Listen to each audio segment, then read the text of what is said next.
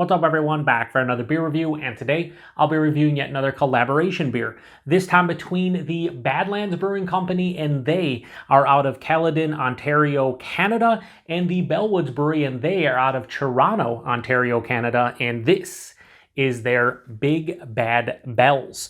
So this is an IPA that comes in at 6.5% alcohol by volume. No IBUs listed in time of review. And this can is approximately 3 weeks old. I'm gonna give a huge thanks and shout out once again to a very good friend of mine, Sean, for this beer. So big thanks to him. Sean recently came down to the Buffalo, New York area, and we hung out, and he was nice enough to bring me all 6 canned beers from Badlands' 7th anniversary. Joe, if you could speak properly, anniversary release. And of those 6, I'm reviewing 4 on the channel.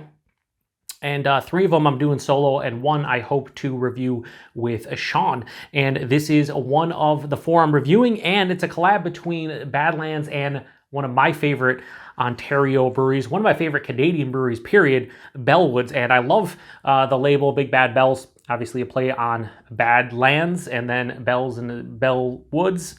It's pretty awesome, but you got the skull inside the bells. Pretty awesome. They have a spiel here on the back. I won't read it until the end if I remember. If not, it'll be in the description box. But basically, this is a 6.5% hazy IPA that is brewed with Mosaic and Nectaron hops. And that's all there is to it. And we're going to pour it into the hashtag half proper glassware because it is a Bellwoods glass, not a Badlands. And I don't get to use it a lot because, you know, I don't review a ton of Bellwoods beers, although I should because we get more now here in the, wow, that smells gnarly, in New York State. Anyway, we're going to give it a pour here. It's looking like, you know, typical juice. Do something like that. I think that's nice. Maybe a little bit more in there. All right, so we're going to put the can over here, and that looks like your typical, you know, very murky and turbid, you know, hop custard, hop cum, hop splooge, whatever you want to call it. It has a very, you know, just like milky look to it. But anyway, in the hashtag proper glassware here in this Bellwoods glass, it looks beautiful. It has almost 2 fingers of this off-white, almost lightly tan or light khaki colored head. It is incredibly creamy. Like, the creaminess of the head is fucking ridiculous. The body itself has like that honey orange color. Again, very milky looking. Hold it up so light. Yeah, there's nothing getting through that. So very turbid, murky, can't see through it. And if you want to see a better look of it without the logo, that would be it. And I think that looks fucking fantastic, but it looks better in the hashtag proper glassware, right, Joe? I think it does. Anyway, let's get a nose. When I cracked that open, I got a big blast of like overripened stone fruit. So peach, mango, nectarine, I should say. I'm thinking of Nectaron hops, and nectarine, I guess it makes sense. Apricots, overripened, almost candied-like stone fruit. A little bit of that dank berry thing that I get a lot of times with Mosaic. It's more like a dank blueberry in this one. Candied or like white grapefruit with a little bit of sugar on top. It has this nice dank, herbaceous kind of nose as well from the hops. I think the Mosaic is bringing that dankness, probably the herbaceousness from the Nectaron. But this... This beer right here reminds me of a beer that I recently reviewed for West New York Wednesday from Hammer and Crown. They're All That Jazz. The aromatics in this is fucking phenomenal for something that's 6.5%. Like, it's astounding how good this beer smells despite being sub 7%. This is not a double IPA. It's not a triple. 6.5, and the nose is immaculate.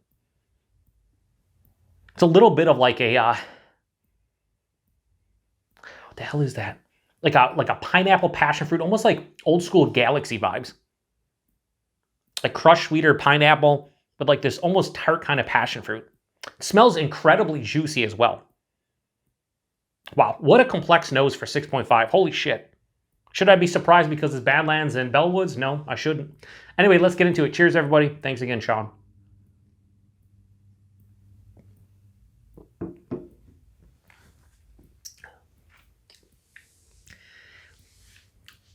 That mouthfeel is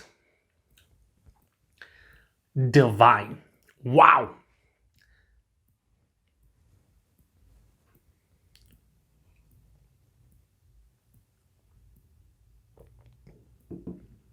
All right, so the nose is better than the taste.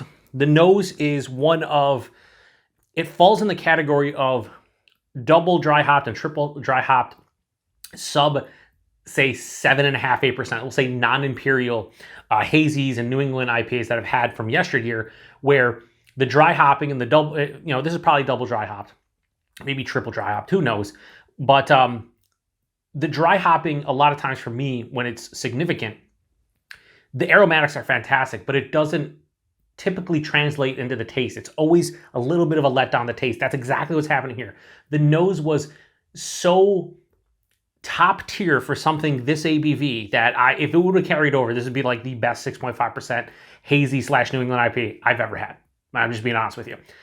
The taste is a bit of a letdown. It's still really fucking good, but the taste is a bit of a letdown. However, the body and mouthfeel, fantastic. Let's go back for another sip and we'll start breaking it down. So the body on this, 6.5%, it's like higher side of medium, lower side of full. It's super impressive. What's more impressive, however, is the body. The body reminds me of the first time I had an oat cream IPA from Other Half. And it had just such a luscious, pillowy, velvety, smooth mouthfeel. This is mild to moderate carbonation, like smack dab in the middle. So a bit softer than you anticipate. But it's so smooth and creamy on the palate. I say this a lot. I've probably said this, 100 times over the years, but this is a beer that I would 100% drink just for the mouthfeel. And in this case, the body and mouthfeel alone. The body has a thickness to it and a viscosity that screams 8, 8.5, 9%, not 6.5, and the mouthfeel does as well. It's fucking superb from a body and mouthfeel standpoint, more so the mouthfeel standpoint. Kudos to Badlands. This is delicious just for those two factors alone. The taste, however, while it's a letdown from the nose, it's still really fucking nice. Like, this is properly done for a 6.5%. I think that's what's kind of getting lost here, right? I have to keep in mind it's 6.5%. So I'm not expecting a flavor explosion of something that would be, 8.5 or 9. I can't expect that. But when you smell it, yes, it's a bit of a letdown, but it's still really nice for a lower ABV hazy IPA. Forefront, I get a little bit of like a crackery, almost bready vibe. Dives underneath the palate. Very minute though. It's just right at the tip of the tongue hits me and then kind of dives underneath the palate. And then it's that candied, sugary white grapefruit. And then after that, tons of stone fruit. And like I said, it's overripened in order, I would say peach, mango, nectarine, and then apricot, like in that order, right? Those 4 stone fruits. The peachy vibes is nice in this, but it's not as candied as like the grapefruit at the beginning. It's more just overripened, so sweeter.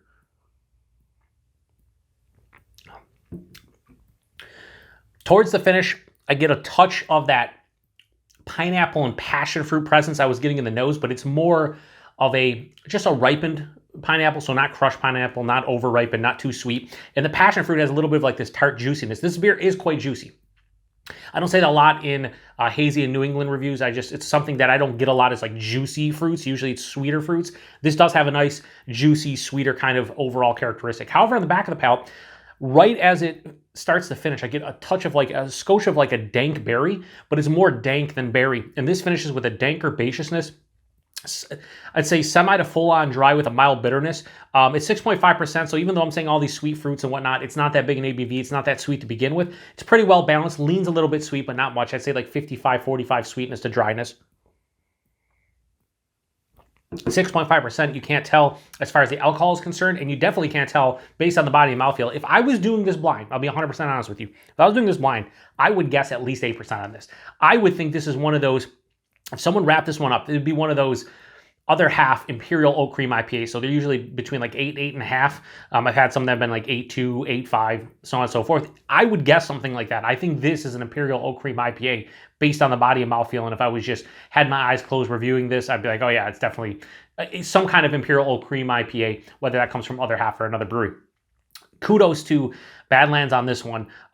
This is really good for, again, a 6.5% IPA. Rivals all that jazz from Hammer and Crown. Just the fact that the body is this fantastic, the mouthfeel is this fantastic, and the flavors are really nice. It's just the nose it's such a letdown from the nose, but at the same time, it's like, for what the beer is, it's really not a letdown. I'm going to give this a nice score. Great collab between Badlands and Bellwoods. Yeah, I'm going to give their Big Bad Bells a low 4.5. I'm going to go 4.4 out of 5. This is great. On Tap, this gets a 4.3. if the taste was a little bit more pungent and kind of carried over from the nose, this would be like, honestly, I'd probably give it like a quarter point better. It'd be like a 4.65, 4.7. I mean, it's amazing how awesome this beer smells, how great the body and mouthfeel are. It's just the taste is a little bit lacking from the nose. But I think as an overall 6.5% beer, a 4.4 out of 5 is fucking... I probably on one hand can count the number of times I've given a beer this higher rating that's a 6.5% hazy or New England IPA. So kudos to Badlands on this one and Bellwoods. We'll read the back now because why not? It says, a beer brewed with our friends at Bellwoods Brewery for our 7th anniversary. This is a total bucket list beer for us. Bellwoods has been knocking out delicious and innovative beers in Ontario for pretty much as long as we've been beer drinkers. I mean, I first had Bellwoods back in 2013, and they're one of my favorite Canadian breweries because they have been knocking out some fantastic, from barrel-aged beers to hop-forward beers, sours. They do fantastic stuff in Canada. Many exceptional beers have come from their brewhouse, so getting the chance to put together a beer with them for our 7th anniversary is simply put cool AF. We put together a tasty little 6.5% IPA and hopped it with Mosaic and Nectaron hops.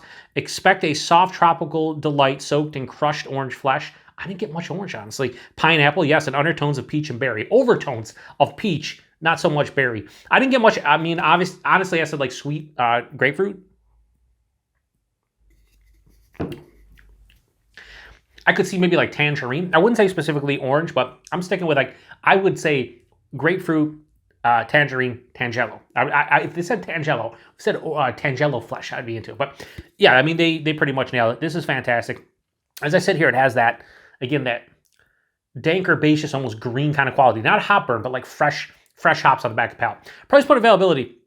I don't know what it was in Canada. I know that Sean brought down all 6 of the beers. I think this was the one single. I think there was, or maybe 2 single IPAs, 3 doubles, and a triple. And it was $31 American for the 6 beers, so just over $5 for each can. I'm fine with that. This is a 4.4 out of 5.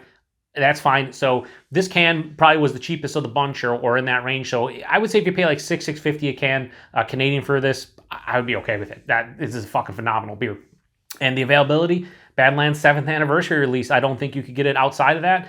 Maybe they'll rebrew this one, or maybe next year for the 8th anniversary they'll do something different. The Master Blend, which was a collab with them, Blood Brothers and Third Moon, I think they've brewed that a couple times. So yeah, this is fucking great. This is a great beer. I'm glad I reviewed it. And look at that glass lacing too. The glass lacing is just top notch. One more sip, make sure we're locking it in correctly. Yeah, for sure. And like I said, 6.5%. You can't tell. Body and mouthfeel, though, and the flavors scream higher. So if you've had this one before, I know there's a lot of Canadian viewers out there and people who know of Badlands and certainly Bellwoods. If you've had this one, let me know what you thought about it, because this is really, really good. It's up there with that Master's Blend that I reviewed for the first one. And the next one I have is Serpents, which is a collab with them and Misorum out of Montreal, Quebec, Canada, and they've been getting a ton of hype, even here in the U.S. the last 6 months to a year. A lot of people have been hearing about them, so I can't wait to get into them. So yeah, I appreciate everybody stopping by for another beer review. Thanks again to Sean for this beer, and until the next one, cheers.